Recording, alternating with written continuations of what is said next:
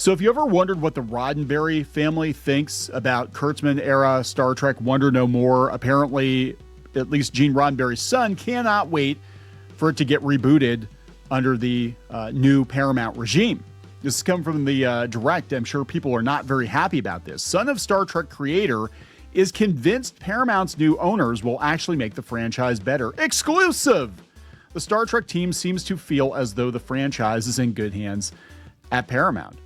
So Star Trek executives, including Rod Roddenberry, the son of Star Trek creator Gene Roddenberry, revealed his feelings about the new leadership at Paramount and whether he believes Star Trek will prosper under the new regime. In August of 2025, Paramount underwent a major change. The company merged with Skydance Media, creating the new Paramount Skydance Corporation. After the deal closed, Skydance CEO David Ellison was named chairman and CEO of the new Paramount Skydance Corporation. In an exclusive interview with the Direct on the red carpet at the 2026 Saturn Awards to support Star Trek Strange New Worlds being nominated for Best Science Fiction Television Series, Star Trek producers Trevor Roth and Rod Roddenberry were asked about the new regime at Paramount and how they felt it would affect Star Trek in the future. Might get good. According to Roth, the executives behind the sci-fi franchise hope the new leadership understands or appreciates that Star Trek is a wonderful piece of entertainment and it can also talk about important issues. The producer also mentioned that he wants the new team at Paramount to see what they see. So far, according to Roth, they do. So this is Trevor Roth. Our hope is the new leadership understands or appreciates that we appreciate Star Trek. That's a wonderful piece of entertainment. Well, it needs to be entertainment. That could go beyond entertaining and talk about important issues to us today and make people think. And it seems to be the case. Now, Roddenberry, though, who produced the Saturn Award-nominated Star Trek Strange New Worlds series and whose father created Star Trek, reinforced that the creative minds and producers behind the franchise think things will get better with the regime change. Now, okay, so he actually was involved in the production of Strange New Worlds, which for me was hit or miss. I think it felt the closest to classic Star Trek of any of the Kurtzman era shows, but it also, you know, showed its age. I think it definitely was a product of its time. And I don't think a lot of these episodes are going to age terribly well. And I sure as hell don't like singing and dancing Klingons, you know, but whatever. So Rod Roddenberry says, I'm a big fan of change, maybe not change for the sake of change, but dare I say, sometimes disruptive change for the better. I do think with the new regimes, things will get better. The longtime Trek producer mentioned that things weren't necessarily bad before the Paramount Skydance merger, but now there's a fresh perspective. He is being very careful because he still wants to get paid. He doesn't want to rock the boat. I'm telling you what he's probably saying. What he's probably saying is, yeah, I know fans don't like it. I know they're not happy with it. So we're going to change it up. And you know, this is coming after massive backlash to Starfleet Academy, which wrapped its second season. Now people are like, well, if it's so bad, Chuds, why did it get 2 seasons? Because they greenlit 2 seasons, because they built the sets and they bought the costumes, they made the costumes and all that stuff. It's a huge upfront expense. So they greenlit 2 seasons, which in streaming terms, it's 1 season. It was like, what, 20 episodes total? And that has wrapped. And we don't know what the future of this show is, but I'm telling you, it doesn't sound very promising given the viewership, the backlash, and the fact that there is a new regime that is, I'm going to be blunt, the new regime is very anti-woke, right? I think that we could expect more like Strange New Worlds, but not a puppet show. Is I think where they're going to go with it. I really don't want them to reboot Star Trek again, but you know, I think they have to do something. I'd put Terry Matalas in charge. I'd be like, hey, do that.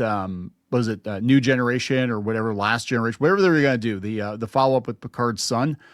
Do that. Keep Will Wheaton off of that show, for God's sake. Will Wheaton has like become an energy being or something, and he's just somewhere else. Keep him off of that show.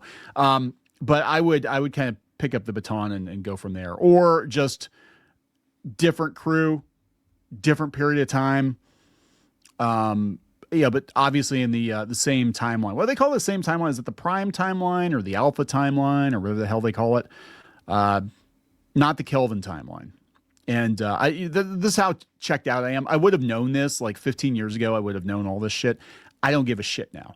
I really don't. It's just like Star Wars. Like, I don't care. I guess my thing with Star Trek is I don't have the disgust for Star Trek that I do for Star Wars. But I think the reason for that is I haven't subjected myself to a whole lot of Kurtzman era Star Trek. I watched some of Strange New Worlds out of morbid curiosity, and then they actually were running it on the Pluto TV classic Star Trek channel, which I watch those in the background all the time. My wife can attest to that. It drives her nuts. It's either Next Gen or DS9 or the original series, and she's like, God, I'm so tired of Star Trek. But I usually, like, when I'm cooking or something, I'll have Star Trek in the background. But they were running Strange New Worlds, and I'm like, God, this is just it had a lot of potential. And then Anson Mount's like super political too. And it's like, come on, why couldn't you be more Shatner? Just be more Shatner. That's all you got to do. Just everybody, just be more Shatner.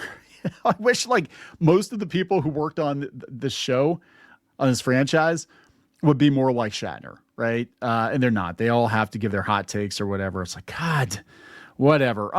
But yeah, there's nothing in the pipeline right now. This is coming from trekmovie.com. For the first time in over a decade, there's no Star Trek TV in production or greenlit.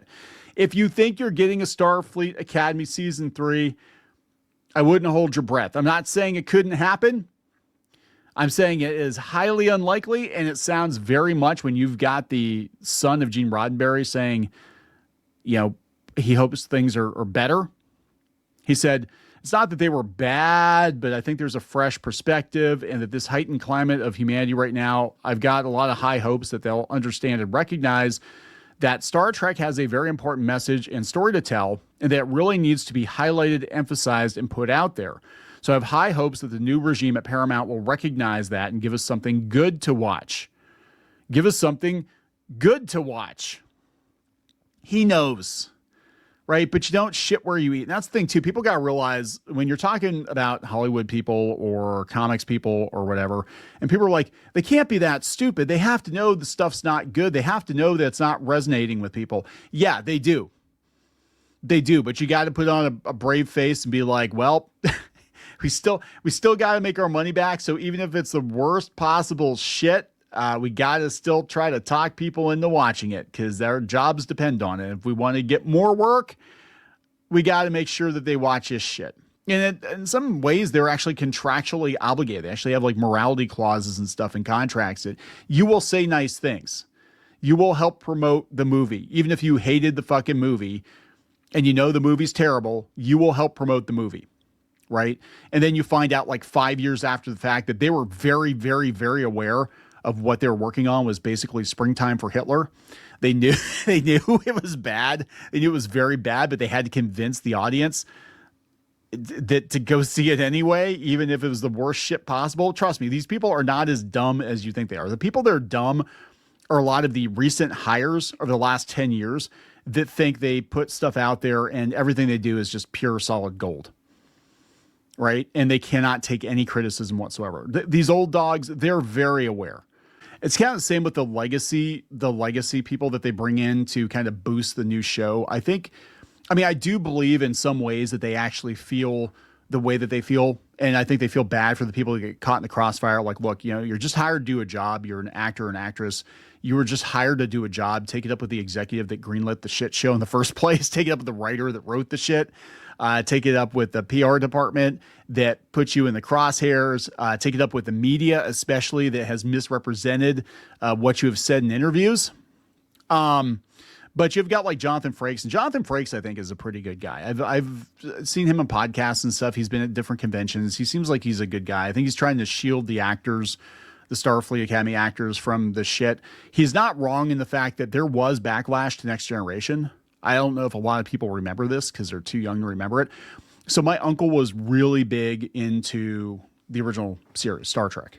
And he got me hooked on Star Trek. We used to watch Star Trek on PBS. He had like bootleg copies of every episode because, back then you couldn't buy like a box set of Star Trek. This would have been like the early 80s. I was little. Star Trek movies, used to watch those. He gave me one of his model kits. I think it was the Enterprise A. So I was like really into it. And then Next Gen came out. And for me, that was my Star Trek. right? So I love Next Generation, and probably because of Reading Rainbow, because they promoted on Reading Rainbow with LeVar Burton. But I love the shit out of Next Generation, even the early seasons, which are in hindsight very, very rough. Those first 2 seasons are hard to get through, especially the first season. But I loved it when I was a kid. It was like my Star Trek. I tuned in it was Saturday afternoons. It was on Saturday afternoons. Tried to get him to watch it with me. He would not. He hated it. Oh my God, he hated it so much.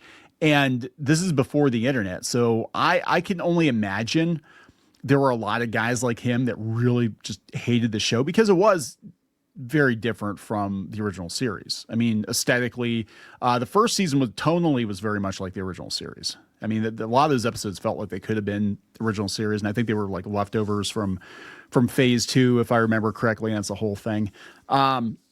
But he did not like it, and I can only imagine back then the magazines were probably all fired up about how awful it was. I know people didn't like Worf being in the Federation. Data they thought was too much of a stretch. What the hell is Troy's purpose? I still don't know what Troy's purpose is. Troy, tell me how the aliens are feeling. They feel like they want to kill you, Captain. Why am I on the damn bridge? They didn't like the idea of the families in space. It was like a hotel in space. And, so there were a lot of things that were very different that, was very nitpicky. And, eventually it found its footing. And then, we got into DS9 and all that. And we really had, like, for me, what was the peak era of Star Trek was the 90s. So, I mean, I would like to say that part of the backlash is just normal when you've got a franchise that's been around as long as it has been.